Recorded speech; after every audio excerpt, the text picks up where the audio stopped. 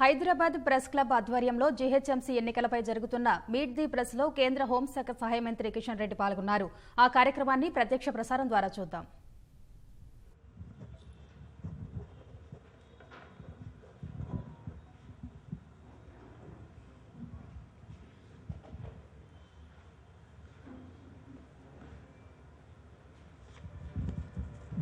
అందరికీ నమస్కారం.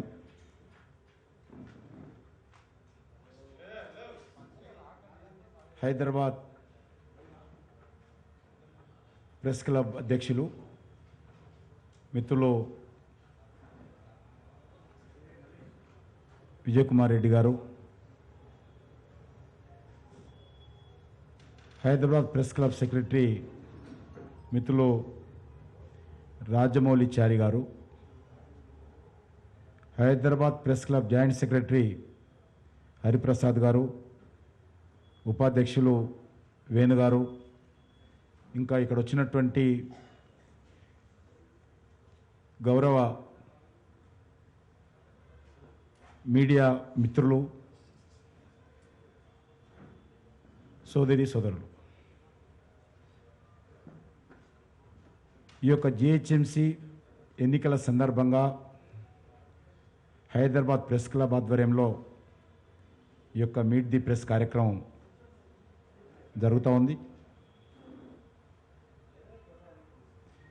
మీకు అందరికీ తెలుసు, హైదరాబాద్ నగరం భారతీయ జనతా పార్టీతో ముడిపడి ఉన్నది. హైదరాబాద్ ప్రజలకు ఎప్పుడు ఏ కష్టం వచ్చినా, ఏ ఇబ్బంది వచ్చినా 1980 నుంచి కూడా హైదరాబాద్కు సంబంధించి మేము మమేకమై, ఇక్కడ ఉండేటువంటి అన్ని వర్గాల ప్రజలతో మమేకమై భారతీయ జనతా పార్టీ పనిచేస్తూ ఉంది. ఇక్కడ నుంచి శాసనసభ్యులు కానీ, శాసన మండలి సభ్యులు కానీ, లేక పార్లమెంట్ సభ్యులు కానీ, కార్పొరేటర్స్ కానీ, పార్టీ ఆంధ్రప్రదేశ్గా ఉన్నప్పుడు కూడా రాష్ట్ర స్థాయి నాయకత్వానికి కూడా ఇక్కడి నుంచే పార్టీ ఇవ్వడం జరిగింది. కాబట్టి హైదరాబాద్తో విడదీయలేనటువంటి అనుబంధము భారతీయ జనతా పార్టీకి ఉన్నది. మరి ఈరోజు ఈ ఎన్నికలకు సంబంధించి పూర్తి స్థాయిలో భారతీయ జనతా పార్టీ కార్యకర్తలు మరి అంకిత భావంతో ఎన్నికల్లో గెలవాలనేటువంటి లక్ష్యంతో మేము పనిచేస్తూ ఉన్నాం. ప్రజల నుంచి కూడా అదే స్పందన కనిపిస్తూ ఉంది. పటన్ చెరువు నుంచి హయత్ నగర్ వరకు, అల్వాల్ నుంచి హల్యాబాద్ వరకు, కప్రా నుంచి లంగరాజు వరకు అన్ని ప్రాంతాలలో కూడా ఈరోజు భారతీయ జనతా పార్టీకి విశేషమైనటువంటి ఆదరణ హైదరాబాద్ ప్రజలు ఇస్తూ ఉన్నారు. మాకు ఈ ఎన్నికల్లో గతంలో పోల్చి చూసినట్లయితే ఈ ఎన్నికల్లో పెద్ద ఎత్తున ప్రజల బలము, ప్రజల ఆశీస్సులు మాకు కనిపిస్తూ ఉన్నాయి. దానితో మా కార్యకర్తలు ద్విగుణీకృతమైనటువంటి ఉత్సాహంతో ఎన్నికల్లో పనిచేసేటువంటి కార్యక్రమానికి శ్రీకారం చుట్టారు. ఈరోజు నామినేషన్ల ఉపసంహరణ ఈరోజు 3 గంటలతో పూర్తయిపోతే రేపు ఉదయం నుంచి మా యొక్క ప్రచార కార్యక్రమం, మా పార్టీ కార్యకర్తలు పెద్ద ఎత్తున ఈ యొక్క జిహెచ్ఎంసీ ఎన్నికల్లో ఉన్నటువంటి తక్కువ సమయాన్ని కూడా సద్వినియోగం చేసుకోవాలనేటువంటి నిర్ణయాన్ని మేము తీసుకోవడం జరిగింది. ఈ యొక్క ఎన్నికల్లో ప్రధానమైనటువంటి ఎజెండా భారతీయ జనతా పార్టీ తరఫున కొన్ని ముఖ్యమైన అంశాలను మేము తీసుకోవడం జరిగింది. ఒకటి, 2016లో టీఆర్ఎస్ పార్టీ ఒకటే మెయిన్ ఎజెండా పెట్టుకొని ఆ రోజు పోటీ చేసింది. జిహెచ్ఎంసీలో మీరు ఓటేస్తే హైదరాబాదులో ఉన్నటువంటి కార్మికులకు, పేద మధ్యతరగతి ప్రజలకు, ప్రైవేట్ ఎంప్లాయీస్కు, పొదుపు సంఘాల మహిళలకు అందరికీ కూడా మేము 2 గదుల నిర్మాణం చేసి ఇల్లు ఇస్తామని చెప్పి టీఆర్ఎస్ పార్టీ ఎన్నికల ప్రణాళికలో ఆ రోజు హామీ ఇచ్చింది. 5 సంవత్సరాలు పూర్తిగా వస్తుంది. ఆ రోజు నేను అంబర్పేట ఎమ్మెల్యేగా ఉన్నాను 2016లో. అంతకుముందు సంవత్సరం అంటే 2014లో జరిగినటువంటి ఎన్నికల్లో ప్రజలు 60,000 మెజార్టీతో నన్ను అంబర్పేటలో గెలిపించారు. 2016లో మున్సిపల్ ఎన్నికల్లో చాలామంది పొదుపు సంఘాల మహిళలు నేను పాదయాత్ర చేస్తున్నప్పుడు ఇదే మున్సిపల్ ఎన్నికల్లో నాకు ఒకటే మాట చెప్పారు, సార్ ఈసారి మేము టీఆర్ఎస్ కోటేస్తాము, ఏమనుకోవద్దు, నువ్వు మాకు అందుబాటులో ఉన్నావు, మాకు సేవ చేస్తున్నావు, ఏ కష్టం వచ్చినా నువ్వు ఉంటున్నావు, కానీ మేము టీఆర్ఎస్ కోటేస్తాం. ఎందుకమ్మా అని అడిగాను. వాళ్ళు ఒకటే మాట చెప్పారు, మాకు 2 బెడ్రూమ్ ఇస్తామని చెప్పి కేసీఆర్ గారు పదే పదే చెప్తా ఉన్నారు. కాబట్టి మా ఇంట్లో పిల్లలు పెద్దగయ్యారు, మా ఇల్లు సరిపోవడం లేదు, లేక మేము కిరాయిలు కట్టలేకపోతా ఉన్నాం. కాబట్టి ఓటు వేస్తేనే ఇల్లు ఇస్తామంటున్నాం. కాబట్టి ఓటు వేయాలనుకుంటున్నాము, మేము అందరము బస్తీలలో చర్చించుకున్నాము, మీరేం అనుకోవద్దని చెప్పి వాళ్ళందరూ మూకుమ్మడిగా టీఆర్ఎస్ పార్టీకి ప్రజలు ఓటేశారు. 5 సంవత్సరాలు కావస్తుంది. ఈ ఎన్నికలకు ముందే 2016కు ముందే జిహెచ్ఎంసీ ఎన్నికలు వస్తాయని తెలిసి ఆదరబాదరగా ముఖ్యమంత్రి కుమారుడు హైదరాబాద్లోని అనేక ప్రాంతాలలో మరి 2 గదుల ఇళ్ల నిర్మాణానికి శంకుస్థాపన చేశారు. 5 సంవత్సరాలు కావస్తుంది. నేను ఈరోజు ప్రజలకు ఒకటే విజ్ఞప్తి చేస్తా ఉన్నాను, బస్తీలలో పేద ప్రజల వద్దకు ఏదైతే ప్రధాన ఎజెండాగా పెట్టుకుని ఓటు అడిగి అధికారంలోకి వచ్చినటువంటి టీఆర్ఎస్ పార్టీ జిహెచ్ఎంసీలో ఈరోజు 5 సంవత్సరాల తర్వాత అదే టీఆర్ఎస్ పార్టీని ప్రశ్నించాల్సిందిగా, వీళ్ళు ఎక్కడ కట్టారు, వీళ్ళు ఎప్పుడు ఇచ్చారు, ఎవరికి ఇచ్చారు, ఈ 3 ప్రశ్నలు ఓటు అడిగేటువంటి వస్తున్నటువంటి నాయకులకు నిలదీయాల్సిందిగా నేను ప్రజలను కోరుతా ఉన్నాను. నేను టీఆర్ఎస్ పార్టీ నాయకులను కూడా కోరుతా ఉన్నాను. ఈరోజు హైదరాబాద్లో సుమారు 30 లక్షల పైచిలకు ప్రజలు ఇళ్ల కోసం దరఖాస్తు పెట్టుకున్నారు. అనేక సర్వేలలో ఇల్లు లేనటువంటి వాళ్ళు, కిరాయిలో ఉన్నటువంటి వాళ్ళు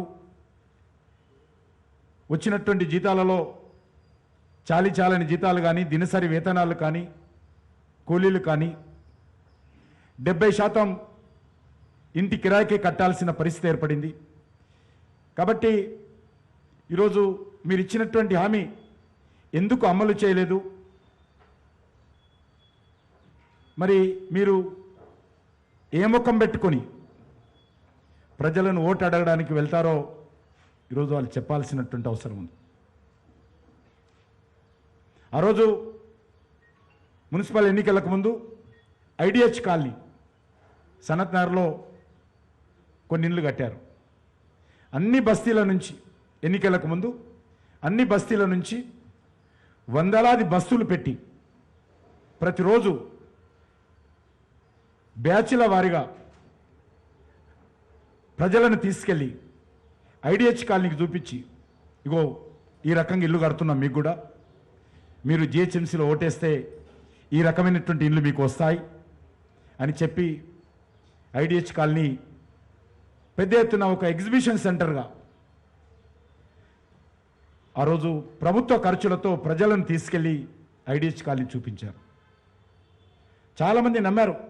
ఐడిహెచ్ కాలనీ ఇండ్ల ముందు పెద్ద పెద్ద చెట్లు పెట్టారు, రోడ్ల పక్కన ఇంటి ముందు కిచెన్ ఉంది, ఇంటెనక టాయిలెట్ ఉంది, అత్తొస్తో రూము, కోడొస్తో రూము, ఇది ముఖ్యమంత్రి గారు చెప్పారు, 2 గదుల ఇల్లు.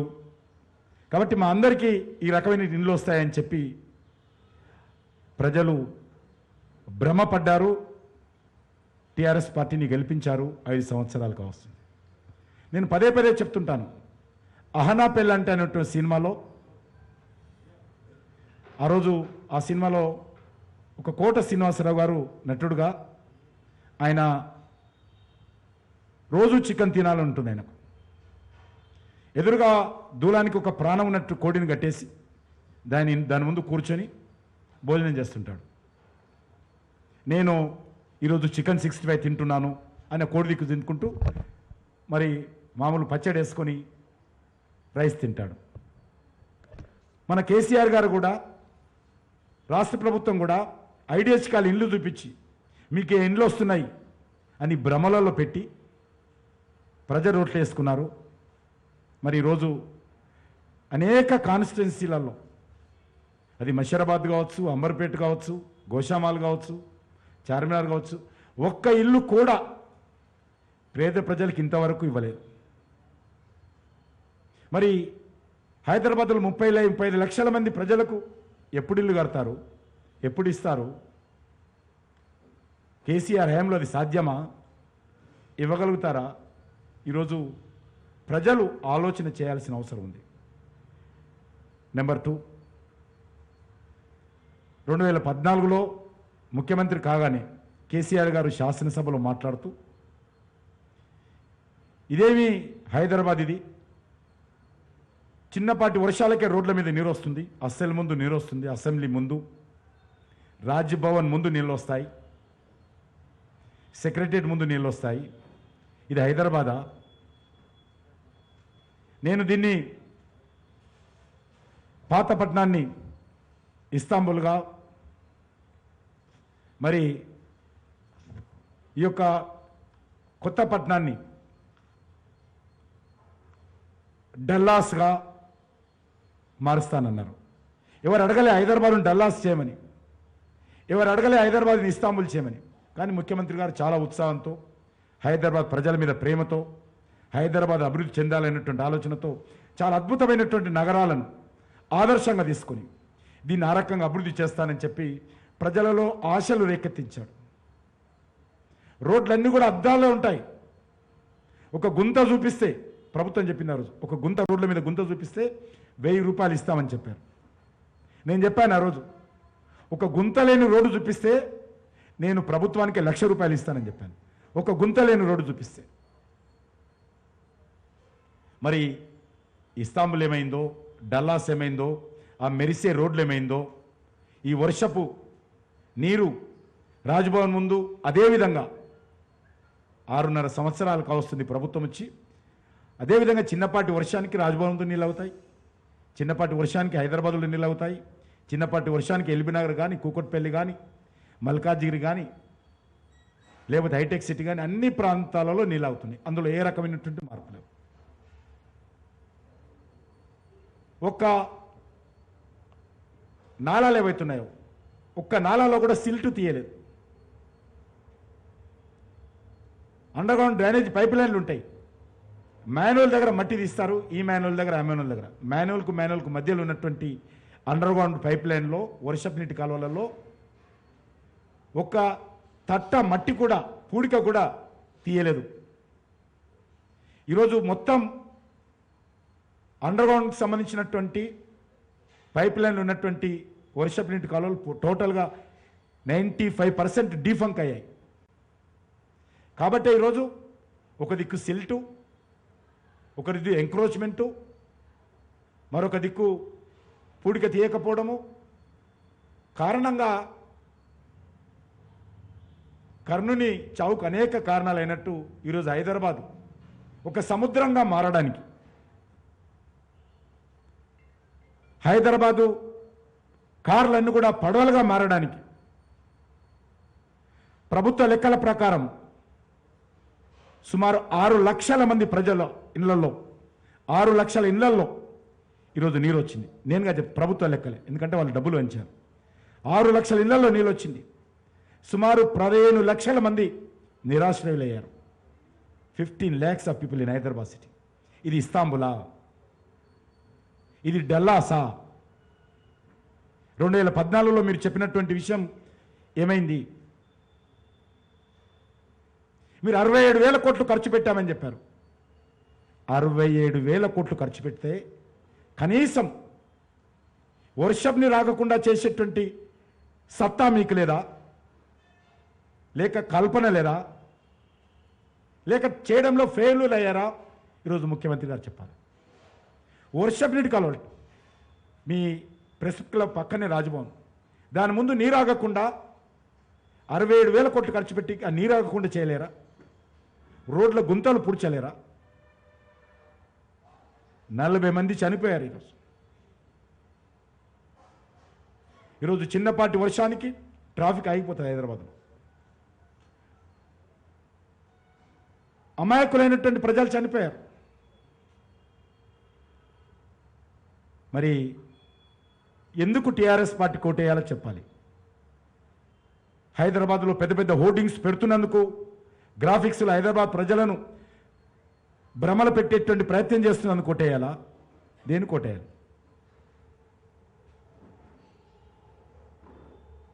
ఇక్కడ జూబ్లీహిల్స్, పేరుకు జూబ్లీహిల్స్, కానీ ఎప్పుడు కూడా 24 గంటలు డ్రైనేజ్ ఓవర్ఫ్లో అవుతుంది. కంపు వాసన, భరించలేనటువంటి వాసన. కనీస మౌలిక సదుపాయాలు, నేను డల్లాస్ కావాలని నేను కోరుకోవడంలో, చేస్తే సంతోషం.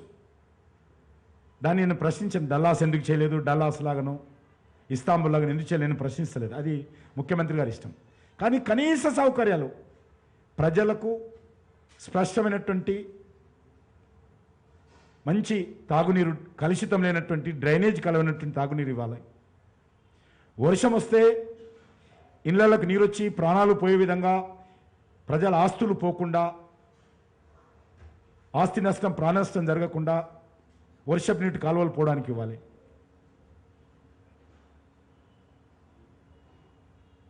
మీరు ఇస్తానటువంటి 2 బెడ్రూమ్ కట్టివ్వాలి. ఈరోజు అనేక రకాల హైదరాబాద్కు హామీ ఇచ్చారు.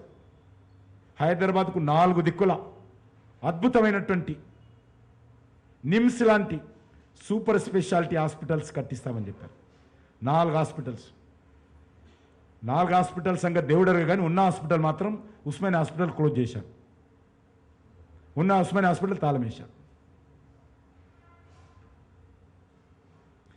మేము తీసుకొచ్చినటువంటి AIIMS hospital, second year AIIMS medical college విద్యార్థులు అడ్మిషన్ తీసుకున్నాం. మీరు ఆశ్చర్యపోతారు, ఇంతవరకు బిల్డింగు అధికారపూర్వకంగా ఎయిమ్స్ హాస్పిటల్కు రాష్ట్ర ప్రభుత్వం హ్యాండ్ ఓవర్ చేయాలి. కాలేజీ నడుస్తూ ఉంది, సూపర్ స్పెషాలిటీ హాస్పిటల్ నడిపిస్తూ ఉంది. ఈ మధ్యలోనే నేను పోయి ఓపీ కూడా ప్రారంభించాం ఎయిమ్స్లో, కానీ బిల్డింగ్ మాత్రం హ్యాండ్ ఓవర్ చేయాలి. ఎన్ని విషయాలు చెప్పాలి. ఈరోజు మెట్రో, మొన్న కేటీఆర్ గారు రిలీజ్ చేసినటువంటి first achievement metro. Metro TRS party KCR తెచ్చిన మెట్రో కాదు, అంతకుముందే ప్రారంభమైంది. కానీ వీళ్ళు వచ్చిన తర్వాత మెట్రోకి నష్టం చేశారు. తేవడం కాదు, ఉన్నటువంటి పని జరుగుతున్నటువంటి వేగంగా, ఎల్ఎన్టీ వేగంగా జరుగుతున్నటువంటి మెట్రోను అడ్డుకున్నారు. ఈరోజు 3,500 కోట్లు కేసీఆర్ గారు, రాష్ట్ర ప్రభుత్వము, ముఖ్యమంత్రి గారు అధికారంలోకి వచ్చినాక అడ్డుకున్న కారణంగా 3,500 కోట్లు ఈరోజు ఎల్ఎన్టీ క్లెయిమ్ చేస్తాం నష్టపరిహారం రాష్ట్ర ప్రభుత్వం నుంచి. ఏదైతే మెట్రో యాక్షన్ ప్లాన్ ఉందో అది ఓల్డ్ సిటీ వరకు వెళ్ళాలి. అఫ్జల్గంజ్ దగ్గర ఆపేశారు. టీఆర్ఎస్ పార్టీ వాళ్ళ మిత్రపక్షం కలిసి ఎంఐఎం ఈరోజు ఓల్డ్ సిటీకి మెట్రో రాకుండా అడ్డుకున్నారు. నేను శాసనసభలో గతంలో అనేక సార్లు ఈ ప్రభుత్వాన్ని ప్రశ్నించాను. పాత నగర ప్రజలు చేసుకున్న పాపం ఏంటి? మీరు ఎందుకు మెట్రో ఇవ్వడం లేదు? హైదరాబాద్ అంటే ఒక హైటెక్ సిటీ అయినా? హైదరాబాద్ అంటే ఓల్డ్ సిటీ కాదా? హైదరాబాద్ అంటే మరి బస్తీలు కావా అని ఈరోజు ప్రశ్నించాను. మెట్రో పూర్తి కాలేదు, కానీ అచీవ్మెంట్లో నెంబర్ 1 వేసుకున్నారు. టీఆర్ఎస్ ప్రభుత్వానికి ఏం సంబంధం లేకపోయినా వీరు ముఖ్యమంత్రి కాకముందే మెట్రో పనులు వేగవంతంగా జరిగాయి ఇక్కడ. అదేవిధంగా ఎంఎంటీఎస్ పబ్లిక్ ట్రాన్స్పోర్ట్ గురించి చెప్తున్నాను. ఎంఎంటీఎస్ మౌలికమైనటువంటి అంశాల గురించి చెప్తున్నాను, నేను రాజకీయపరమైన అంశాలు చెప్పడం లేదు. ఎంఎంటీఎస్ కేంద్ర ప్రభుత్వ సహకారంతో హైదరాబాదులో అద్భుతంగా దత్తాత్రేయ గారు ఇక్కడ ఎంపీగా ఉన్నప్పుడు దాన్ని ఇంప్లిమెంట్ చేశాం. సెకండ్ ఫేజ్కు కేంద్ర ప్రభుత్వం ముందుకు వచ్చింది. సెకండ్ ఫేజ్కు టీఆర్ఎస్ రాకముందు రాష్ట్ర ప్రభుత్వం కూడా అంగీకరించి కొంత కాంట్రిబ్యూషన్ రాష్ట్ర ప్రభుత్వం కూడా చేయాలని ఆ రోజు నిర్ణయించుకొని అగ్రిమెంట్ చేసుకున్నారు రైల్వేతో. కేంద్ర ప్రభుత్వము రైల్వే డిపార్ట్మెంటు చాలా వేగవంతంగా ఎంఎంటీఎస్ పనులు పూర్తి చేసే పరిస్థితి వచ్చింది. 98% పూర్తయింది. కానీ టీఆర్ఎస్ ప్రభుత్వం అధికారంలోకి వచ్చిన తర్వాత ఇవ్వాల్సినట్టు నిధులు పూర్తిగా ఇవ్వలేదు. కారణంగా ఈరోజు ఎంఎంటీఎస్ సెకండ్ ప్లేస్ అయిపోయింది. ఇంతకు మిత్రులు చెప్పారు, 5 రూపాయలతో 10 కిలోమీటర్లు, 10 రూపాయలతో 20 కిలోమీటర్లు హైదరాబాద్లో ఎక్కడైనా పెరిగేటువంటి అవకాశము ఎంఎంటీఎస్లో ఉంటుంది. కానీ ఈరోజు పనులు పూర్తయిన తర్వాత కూడా బిహెచ్ఎల్ నుంచి అది యాదగిరిగుట్టకు కూడా, యాదగిరిగుట్టకు కూడా ఎక్స్టెండ్ చేయాలని హైదరాబాద్ ప్రజలు యాదగిరిగుట్టకు వెళ్ళాలంటే ట్రాన్స్పోర్ట్ వెళ్తే, రోడ్ల మీద వెళ్తే ప్రమాదాలు జరుగుతున్నాయి, ట్రాఫిక్ ఇబ్బంది అవుతుంది. ఎంఎంటీఎస్లో వెళ్తే చాలా మంచిగా అద్భుతంగా వెళ్ళొచ్చు అనేటువంటి దృక్పథంతో ఎంఎంటీఎస్ను యాదగిరిగుట్ట కూడా పొడిగించాలని కేంద్ర ప్రభుత్వం నిర్ణయించింది. కానీ ఈరోజు వరకు కూడా ఆ ఎంఎంటీఎస్ని అడ్డుకుంటున్నారు. అది ఎందుకు అడ్డుకుంటున్నారో మరి మన ధనిక రాష్ట్రము, మిగులు బడ్జెట్ ఉన్నటువంటి రాష్ట్రము, అభివృద్ధి చెందినటువంటి రాష్ట్రము, ఈ రకమైనటువంటి పబ్లిక్ ట్రాన్స్పోర్ట్లో కూడా ఈ ప్రభుత్వం ఎందుకు ఈ రకంగా నిర్లక్ష్యంగా మరి వ్యవహరిస్తుందో నాకైతే అర్థం కాదు. అదేవిధంగా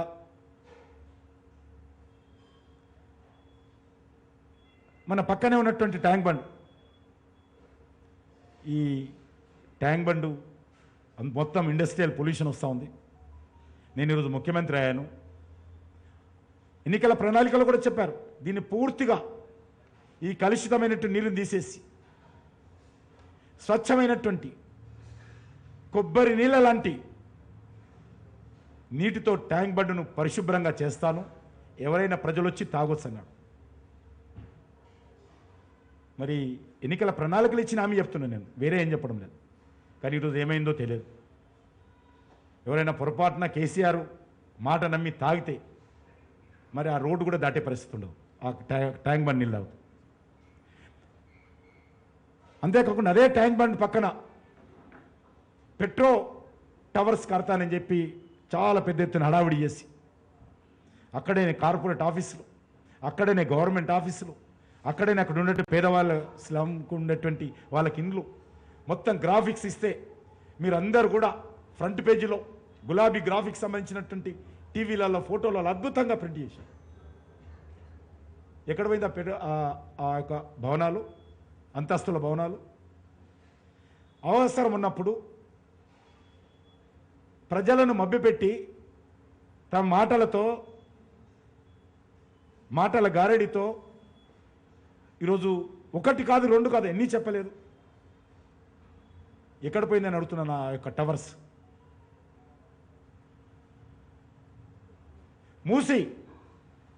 మూసీలో 6 లేన్ రోడ్స్ వేస్తానని చెప్పాడు.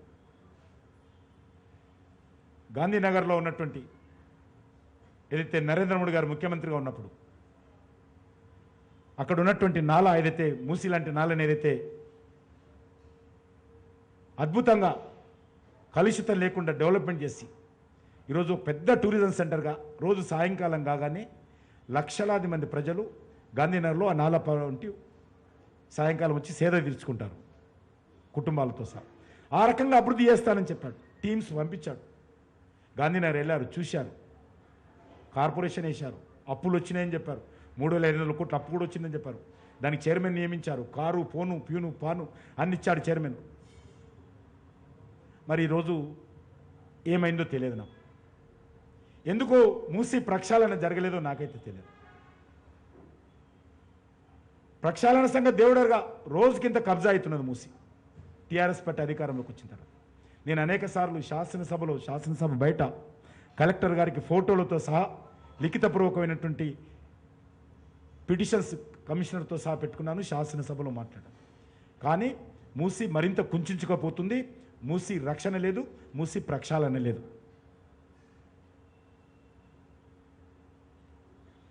అనేక విషయాలలో హైదరాబాద్లో పూర్తిగా ఈరోజు ప్రజలకు కావాల్సింది మంచినీరు, ప్రజలకు కావాల్సింది రోడ్లు, డ్రైనేజ్ వ్యవస్థ, ఆహ్లాదకరమైనటువంటి పార్కులు, వర్షం వస్తే ఇబ్బంది లేనటువంటి వ్యవస్థ.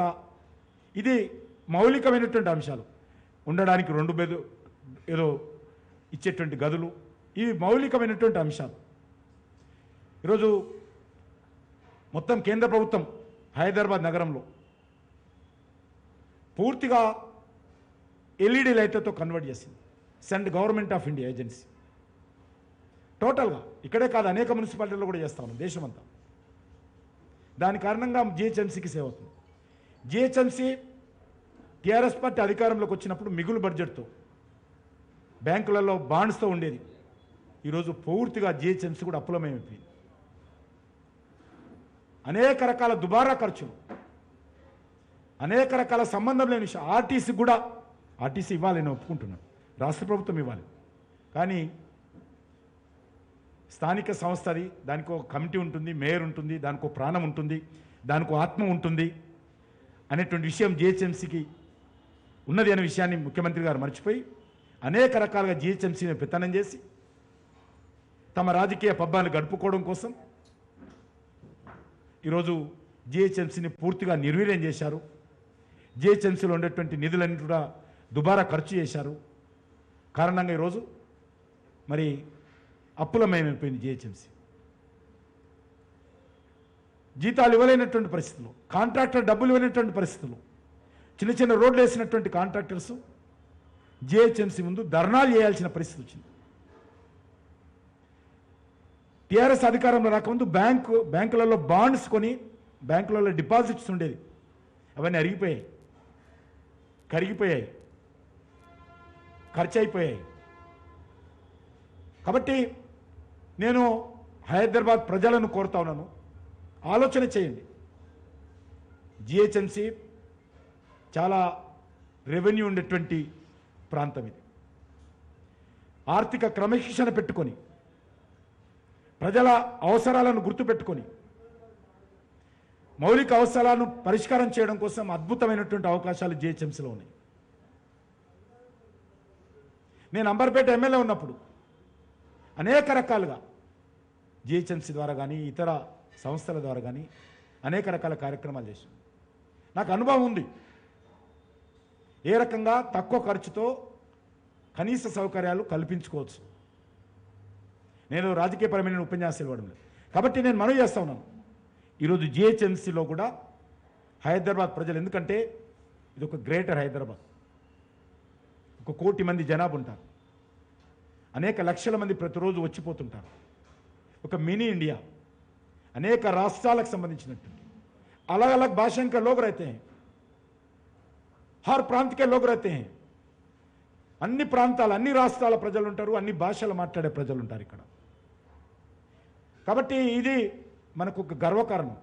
దీన్ని మౌలిక వసతులతో జోడించి దీని బ్రాండ్ ఇమేజ్ పెంచుకునేటువంటి ప్రయత్నించాలి. కానీ బ్రాండ్ ఇమేజ్ ఏదైతే మాటలలో బ్రాండ్ ఇమేజ్ పెంచారు, మొన్న వర్షంలో బ్రాండ్ ఇమేజ్ను మురికి కూపంలో ముంచారు. మాటలతో పెంచారు బ్రాండ్ ఇమేజ్, కానీ చేతలతో మురికిలో ముంచారు హైదరాబాద్ నగరాన్ని బ్రాండ్ ఇమేజ్. కాబట్టి నేను హైదరాబాద్ ప్రజలను కోరుతా ఉన్నాను, నేను భారతీయ జనతా పార్టీ తరఫున హైదరాబాద్ ప్రజలకు విజ్ఞప్తి చేస్తా ఉన్నాను. జిహెచ్ఎంసీలో బీజేపీని గెలిపిస్తే, బీజేపీని ఆశీర్వదిస్తే, బీజేపీ మేయర్ పీఠాన్ని కట్టబెడితే తప్పకుండా ఎవరి దిక్కు చూడకుండా ఇక్కడ జనరేట్ అవుతున్నట్టు రెవెన్యూను క్రమశిక్షణతో అవినీతిని తగ్గించి ప్రజల డబ్బును మరి ఒక ధర్మాధికారిగా ఉంటూ ఇక్కడ ప్రజల యొక్క మౌలిక వసతుల కల్పన కోసం మేము కృషి చేస్తాము. తప్పకుండా దీన్ని హైదరాబాద్ నగరాన్ని మరి మౌలిక వసతులు కల్పించి అభివృద్ధి దిశలో తీసుకెళ్తామని చెప్పి ఈ సందర్భంగా మనవి చేస్తా ఉన్నాను. కాబట్టి ఈ హైదరాబాద్లో ఈరోజు టీఆర్ఎస్ పార్టీ నేను ఒకటే అడుగుతా ఉన్నాను, మీరు 5 సంవత్సరాలుగా ఏం చేశారో ప్రజలకు చెప్పి ఓటు అడగాలి. కానీ ఈరోజు తాయిలాలు ఇస్తున్నారే, మీరు చేసిన పనుల మీద ప్రజల నుంచి ఓట్లు వస్తాయనేటువంటి నమ్మకం మీరు లేదు కాబట్టి ప్రజలను మెప్పించలేకపోతా ఉన్నారు, ప్రజలను కన్విన్స్ చేయలేకపోతా ఉన్నారు, ప్రజలను విశ్వాసంలో తీసుకోలేకపోతున్నారు. కాబట్టే ఈరోజు ప్రభుత్వము అధికార పార్టీ తాయిలాల ద్వారానో చట్టాలను రూల్స్ను వైలేట్ చేస్తూ మొత్తం హోర్డింగ్స్ పెట్టడం ద్వారానో డబ్బులను వెదజల్లడం ద్వారానో తప్పుడు ప్రచారాలు చేయడం ద్వారానో జిహెచ్ఎంసీలో గెలవాలని అధికార పార్టీ ప్రయత్నం చేస్తోంది. ఇక్కడ హోర్డింగ్స్ మేము ప్రభుత్వాన్ని అడుగుతా ఉన్నాం, ఎలక్షన్ కమిషన్ అడుగుతా ఉన్నాం, నామ్స్ ప్రకారము ప్రభుత్వం ఆమోదంతో పొందినటువంటి హోర్డింగ్స్ ఏవైతే ఉంటాయో ఆ హోర్డింగ్స్ అన్ని కూడా అన్ని పార్టీలకు సమన్యాయంగా వాళ్ళు ఉపయోగించుకుంటామంటే ఇవ్వాల్సిన బాధ్యత ఉంది. కానీ ఈరోజు ఒక్క హోర్డింగ్ కూడా మేము అడిగితే ఏ కంపెనీలను అడిగినా ఏ ప్రభుత్వం జిహెచ్ఎంసీ పర్మిషన్ తీసుకొని హోర్డింగ్స్ నడిపిస్తున్నటువంటి ఏ ఏజెన్సీలను అడిగినా మాకు ఇవ్వడానికి వీల్లేదు సార్, ఆఫీసర్స్ ఎవరు కూడా మీకు ఇవ్వద్దని చెప్పారు, మొత్తం అధికార పార్టీ వేసుకుంటారని చెప్పి ఈరోజు ఇంత దౌర్జన్యం గతంలో ఎప్పుడూ లేదు, ఇంత మిస్యూజ్ ఆఫ్ పవర్ ఎప్పుడూ లేదు. ఫండమెంటల్గా గుర్తింపు పొందినటువంటి రాజకీయ పార్టీలకు ప్రాధాన్యత ఇవ్వాలి. మీరు తీసుకోండి కొంత, మిగతా పార్టీలకు కూడా ఇవ్వాల్సిన బాధ్యత ఉంది. వాళ్ళు అది ఎప్పుడు డబ్బులు కట్టి అఫీషియల్గా, కానీ ఈరోజు ఏం చేశారు, టోటల్గా మిస్యూజ్ చేసి ఈరోజు హోర్డింగ్స్ పెట్టుకుంటుంది.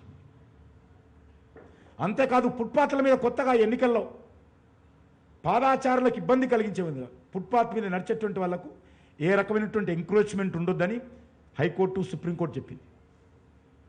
దాన్ని కూడా వైలేట్ చేస్తూ అనేకమైనటువంటి ఎన్జిఓస్ విద్యావంతులు మేధావులు సుప్రీంకోర్టు వరకు వెళ్ళారు. మేము మా రైటు పాదాచారుల రైట్ ఇది, ఫుట్పాత్ మీద నడిచేటువంటి రైటు, దాన్ని ఎక్కడ కూడా ఎంక్రోచ్మెంట్ ఉంటుందని. కానీ ఈరోజు ఎలక్షన్ సందర్భంగా అన్ని ఫుట్పాత్ల మీద పెద్ద పెద్ద హోర్డింగ్స్ మధ్యలో పెట్టారు భూమి మీదని. ఇంత ఎన్నికల్లో మిస్యూజ్ ఆఫ్ పవర్ గతంలో ఎప్పుడు చూడలేదు. ఇదేమైనా నిజాం రాజ్యం అని అడుగుతా ఉన్నాను, ఇదేమైనా ప్రైవేట్ లిమిటెడ్ కంపెనీ అని అడుగుతున్నాను. తెలంగాణ స్టేట్ మేము మా మిత్రపక్షం ఎంఐఎం ఏదనుకుంటే అది మీకు తెలుసు. ఎన్నికలు ప్రకటించగానే ఇద్దరిని పక్కన కూర్చుండబెట్టుకుని ఎంఐఎం నాయకులను డేట్లు నిర్ణయించారు. కాబట్టి హైదరాబాద్ ప్రజలను కోరుతాను చివరగా, ఈరోజు హైదరాబాద్ నగరము ఈ 2 కుటుంబాల చేతిలో ఉన్నది. పాతపట్నం ఓవైసీ కుటుంబం, కొత్తపట్నం కల్వకుట్ల కుటుంబం. ఈ 2 కుటుంబాల చేతిలో ఈరోజు పెత్తనానికి, ఈ 2 కుటుంబాల చేతిలో బలవుతున్నటువంటి పరిస్థితి ఉన్నది.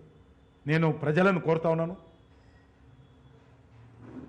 తెలంగాణ తెచ్చుకున్నది 2 కుటుంబాల చేతిలో బానిసలుగా ఉండడానికి కాదు. చాలామంది ఒక స్థానిక పార్లమెంట్ సభ్యుడిగా నాకు ప్రతిరోజు వస్తూ ఉంటారు, సార్ మా ప్లాట్లు ఓపెన్ ప్లాట్ ఉండే, నేను అనేక జిల్లాల నుంచి వచ్చి ఇక్కడ నివాసం ఉంటున్నాను, ఇటీవల కరోనా కారణంగా నేను ప్లాట్ చూసుకోవడానికి వెళ్ళలేదు, మా ప్లాట్ ఎవరో కబ్జా చేసుకున్నారు, ఏమని అడిగితే పోలీసులు వేస్తే పోలీసులు కంప్లైంట్ తీసుకోవడం లేదు, దౌర్జన్యం చేస్తున్నారు, ఎవరంటే రూలింగ్ పార్టీ అని చెప్తా ఉన్నారు. కాబట్టి 1 కాదు 2 కాదు కొన్ని వేల మంది ఈరోజు హైదరాబాద్లో ప్లాట్లు కొన్నటువంటి వాళ్ళు అనేక రకాల ఇబ్బందులకు గురవుతున్నారు. ఇది ఈ రకమైనటువంటి తెలంగాణ మనం కోరుకున్నది, భూ కబ్జాలు చేసేటువంటి తెలంగాణ, వర్షానికి ఇల్లు మునిగిపోయేటువంటి తెలంగాణ, వర్షానికి ప్రాణాలు పోయే తెలంగాణ, కాబట్టి ప్రజలను కోరుతా ఉన్నాను, మేము చిత్తశుద్ధితో హైదరాబాద్ పార్లమెంట్ సభ్యుడిగా, హైదరాబాద్ నగరానికి సంబంధించినటువంటి పార్లమెంట్ సభ్యుడిగా, సికింద్రాబాద్ ఎంపీగా, రాష్ట్ర రాజధానిలో ఉన్నటువంటి గత అనేక సంవత్సరాలుగా ఉన్నటువంటి 15 సంవత్సరాల శాసనసభ్యుడి అనుబంధము, 40 సంవత్సరాల రాజకీయ జీవితంతో ముడిపడి ఉన్నటువంటి నేను ప్రజలకు మనవి చేస్తా ఉన్నాను. ఖచ్చితంగా మీరు భారతీయ జనతా పార్టీని ఆదరించండి, ఆదరిస్తారనేటువంటి విశ్వాసం ఉంది. హైదరాబాద్ నగరాన్ని మీ అందరి యొక్క ఆలోచన విధానంతో, మీ అందరి యొక్క సహకారంతో ఒక అద్భుతమైనటువంటి నగరాన్ని మేము దీన్ని తీర్చిదిద్దుదాము. పేదవాళ్ళ మౌలిక వసతులకు ఇబ్బంది లేనటువంటి నగరాన్నిగా దీన్ని తీర్చిదిద్దుతాము. స్వచ్ఛ భారత్కు ప్రాధాన్యత ఇచ్చే నగరంగా హైదరాబాద్ నగరాన్ని తీర్చిదిద్దాము. అది డంపింగ్ యార్డ్స్ కావచ్చు, ఇంకా సమయం తక్కువ అని చెప్పడం లేదు, అనేక రకాల ఈచ్ డిపార్ట్మెంట్ నేను గంటల తరబడి చెప్పగలుగుతాను. టీఆర్ఎస్ ఫెయిల్యూర్స్ ఏ రకంగా దీన్ని అభివృద్ధి చేయొచ్చు. డంపింగ్ యార్డ్స్ చెప్పారు, ఒక డంపింగ్ యార్డు, 2 డంపింగ్ కాదు, హైదరాబాద్ చుట్టుపక్కల అనేక డంపింగ్ యార్డ్స్ ఏర్పాటు చేస్తాం. మేము ఎక్కడ వాసన లేకుండా, దుర్గంధం లేకుండా చేస్తామని చెప్పారు. ఏమైపోయిందో నాకు తెలియదు. పార్కులు నిర్మాణం చేస్తూ ఉన్నారు, మార్కెట్ యార్డ్ నిర్మాణం చేస్తూ ఉన్నారు, స్పోర్ట్స్ కాంప్లెక్స్ నిర్మాణం చేస్తూ ఉన్నారు. ఉన్న స్పోర్ట్స్ కాంప్లెక్స్లకు దిక్కు లేదు, దుమ్ము తూడ్చే దిక్కు లేదు. ఈరోజు పూర్తిగా కళావిహీనంగా ఈరోజు స్పోర్ట్స్ కాంప్లెక్స్ తయారై ఉన్నాయి. వీళ్ళు గట్టినే కావు, గతంలో ఉన్నాయి. అది విజయభాస్కర్ రెడ్డి స్టేడియం కానీ, ఎల్బీ నగర్ స్టేడియం కానీ, గచ్చిబౌలి స్టేడియం కానీ, అనేక స్టేడియాలు కనీసం మెయింటెనెన్స్ లేదు. అక్కడ పనిచేస్తున్నటువంటి కోచ్లకు నెలల తరబడి అవుట్సోర్సింగ్ ఉన్నటువంటి వాళ్ళ జీతాలు లేవు. హాస్పిటల్ గురించి చెప్పారు, ఉన్న హాస్పిటల్ క్లోజ్ చేశారు, కొత్తగా కట్టాడు దేవుడేరుగా. ఈరోజు కేంద్ర ప్రభుత్వం 2 హాస్పిటల్స్, ఒకటి ఎయిమ్స్, ఒకటి ఈఎస్ఐ అద్భుతంగా ఈరోజు పనిచేస్తుంది. 2 మెడికల్ కాలేజ్ వచ్చి హైదరాబాద్ నగరానికి, ఒకటి ఈఎస్ఐ మెడికల్ కాలేజ్, ఒకటి ఎయిమ్స్ మెడికల్ కాలేజ్. హైదరాబాద్ నగర ప్రజలకు ఉపయోగపడే విధంగా ఈరోజు hospital, super speciality hospitals central government నిర్మాణం చేసింది. నేను అడుగుతాను రాష్ట్ర ప్రభుత్వాన్ని, మీరేమైనా చేశారా? ఉన్న హాస్పిటల్ క్లోజ్ చేశారు కదా. ఈరోజు బస్తీ దవాఖానాలు, అది కేంద్ర ప్రభుత్వం ఇచ్చినటువంటి వెల్నెస్ సెంటర్స్, 160 పైన 69 పైగా వెల్నెస్ సెంటర్స్ కేంద్ర ప్రభుత్వం హైదరాబాద్ సిటీకి మంజూరు చేసింది. ఎక్కడ కూడా కేంద్ర ప్రభుత్వం నిధులు ఇచ్చిందనో, నరేంద్ర గారి ఫోటోను, ఒక పార్లమెంట్ సభ్యుడిగా నేను ఉంటాను ఇక్కడ. ఒక్కరోజు నాకు చెప్పారు ఇనాగ్రేషన్, కనీసమైనటువంటి ప్రోటోకాల్స్ పాటించారు ఇక్కడ. కనీసమైనటువంటి ఇది బాధ్యతతో చెప్తా ఉన్నాను. కేటీఆర్ గారు మొన్న ఫోన్ చేస్తే, సాయంకాలం ఫోన్ చేస్తే పొద్దున్న వచ్చేసాను. పనులు ఉంటే క్యాన్సిల్ చేసుకొని ఫ్లైఓవర్ ఇనాగ్రేషన్. నాకు హైదరాబాద్ మీద ఉన్నటువంటి అనుబంధం అది. కాబట్టి మనం చేస్తా ఉన్నాం. ఈ రకంగా ఈ హైదరాబాద్ నగరం అభివృద్ధి చెందడం విషయంలో భారతీయ జనతా పార్టీ మనసా వాచ కట్టుబడి ఉంది.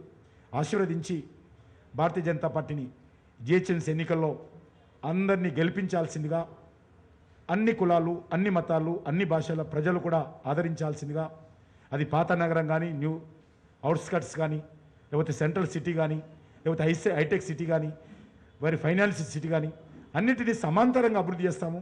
దేని పట్ల వివక్షత ఉండదు, దేని పట్ల మరి నిర్లక్ష్యం ఉండదని చెప్పి ఈ సందర్భంగా హైదరాబాద్ ప్రజలను కోరుతూ 1వ తేదీన జరగనున్నటువంటి ఎన్నికల్లో, ఎందుకంటే ఈరోజు తెలంగాణ ప్రజలు మార్పు కోరుకుంటున్నారు. They want to change.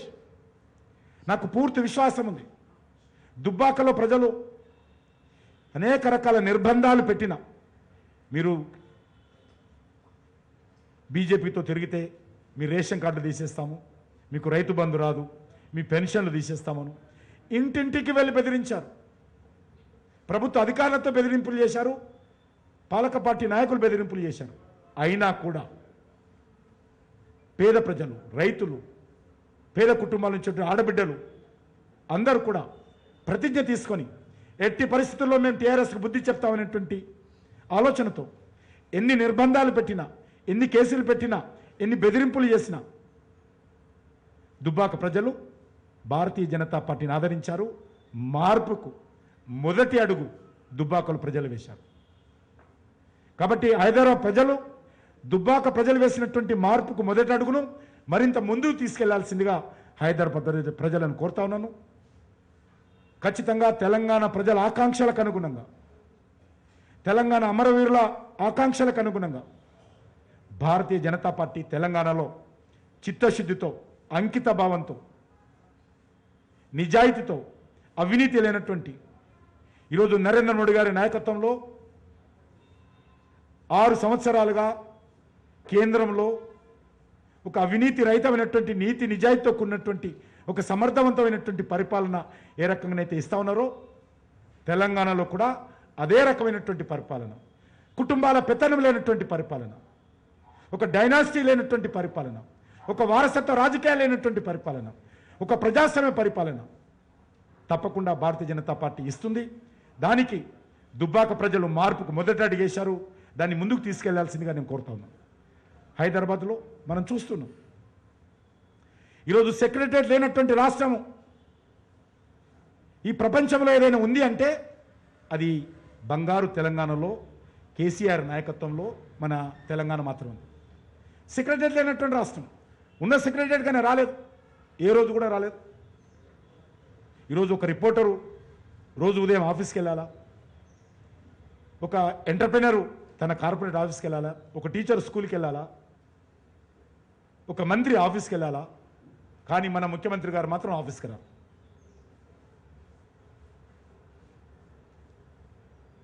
ముఖ్యమంత్రి గారు ఇంటి ముందు వరదలు వచ్చి సర్వస్వం కోల్పోయారు, కానీ ముఖ్యమంత్రి గారు ఎవరిని పరామర్శించడానికి రాడు. వరదలలో ఎవరిని పరామర్శించడానికి రాడు. 40 మంది పైన చనిపోతే ఏ కుటుంబాన్ని కనీసం పరామర్శించడానికి కూడా ముఖ్యమంత్రి సమయం లేదు. ఏ కుల సంఘంతో కలవడు, ఏ కార్మిక సంఘంతో కలవడు, ఏ విద్యార్థి సంఘంతో కలవడు, ఏ మహిళా సంఘంతో కలవడు, ఏ రాజకీయ పార్టీల డెలిగేషన్కి అనుమతి ఇవ్వడు. చివరకు మంత్రులకు కూడా కలిసే అధికారం లేదు. చివరకు నాయన నరసింహారెడ్డి గారు కలవకుండానే చనిపోయడం జరిగింది, స్వర్గస్థులయ్యారు. కాబట్టి ఇదా తెలంగాణ అని అడుగుతా ఉన్నాం. ఈ రకమైనటువంటి తెలంగాణ, ఈ రకమైనటువంటి పరిపాలన తెలంగాణ ప్రజలు పోరాటం చేసి సాధించుకునేదని అడుగుతా ఉన్నాం.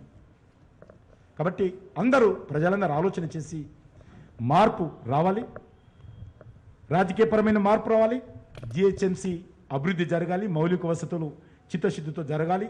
కాబట్టి దానికి భారతీయ జనతా పార్టీగా మేము సిద్ధంగా ఉన్నాము. మేము ప్రజల ఆకాంక్షలకు అనుగుణంగా పనిచేస్తాం. కాబట్టి ఆశీర్వదించాల్సిందిగా కోరుకుంటూ సెలవు తీసుకుంటున్నాం. Thank you sir. మన ప్రశ్నలకు కూడా మంత్రి గారు సమాధానం ఇస్తారు. మీరు చెప్పే ముందు మీ పేరు, ఒక ఆర్గనైజేషన్ పేరు చెప్పి ప్రశ్న అడగండి, స్ట్రేట్గా అడగండి.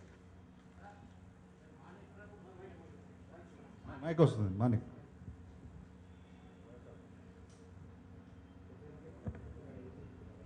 మాణిక్ ప్రభు, సూర్య వీరచిప్ సార్. ఈ హైదరాబాద్ వరదల సాయము ఇంతవరకు కేంద్రం నుంచి వెళ్ళి రాలేదని చెప్పి వాళ్ళు అంటున్నారు. ఈ రాష్ట్ర ప్రభుత్వం వల్ల బీజేపీ ఇప్పుడు లేదు. మరి ఈ జిహెచ్ఎంసీలో ఎలా అభివృద్ధి చేస్తారు, ఎలా సమస్యలు పరిష్కరిస్తారు?